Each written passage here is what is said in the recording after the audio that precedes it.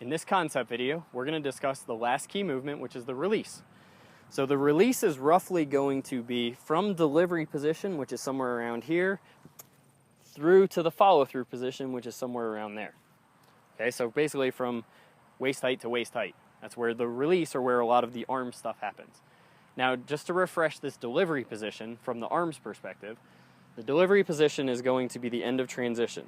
You're going to have your trail arm or your right arm in towards your belly button.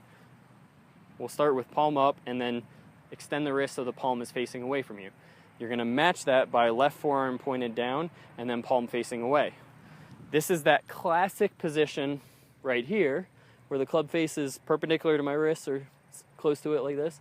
This ends up being that last parallel to the ground where my hands are facing directly away from where my chest is. So we just train that position because that's where we're trying to get to before the arms extend. When the arms extend, the left wrist is roughly going to rotate. It's not going to have a large movement going across your body like so. It's roughly going to rotate and extend out like so. So you can see where those fingers are pointed. We have drill videos to help you figure out where all that stuff is. The right wrist, from this delivery position, the shoulder or the elbow is going to work across your body as best you can, which helps delay the release of the right wrist. The tricep is then going to extend and the palm is going to rotate down, but notice how the elbow stayed pointed down. So it's not a big shoulder movement like so, it's just a forearm movement, like this. So those two fit just like so. We've got drills that will help you figure out how all that fits together.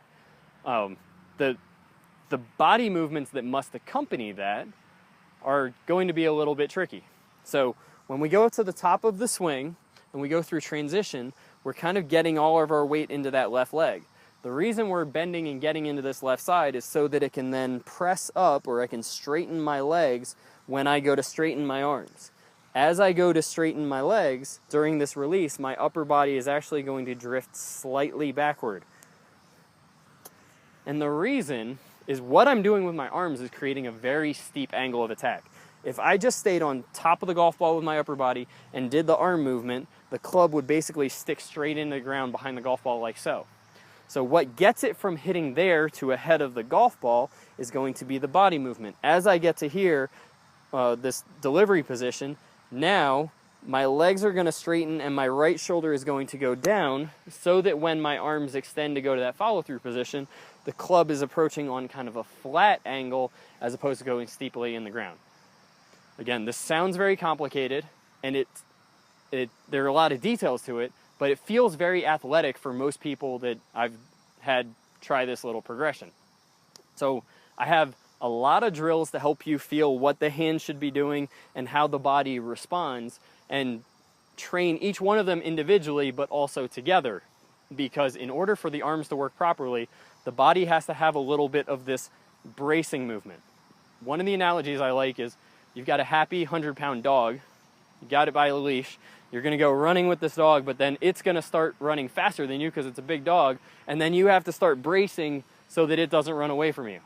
So it's kind of like transition as I get this happy dog running, and then release, I'm like, oh no, I better back up and brace for it, and that's that push against the ground with the arms, or sorry, push against the ground with the legs straightening as the arms straighten.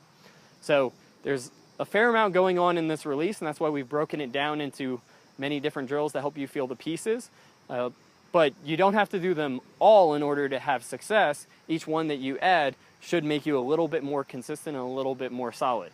If transition is where 90% of the swing errors show up, this is where the other 9.99% show up, is during this release. And we'll go over more of that in the troubleshooting video. But just pay attention to the arms extending but not flipping, while the body presses against the ground and continues to side bend.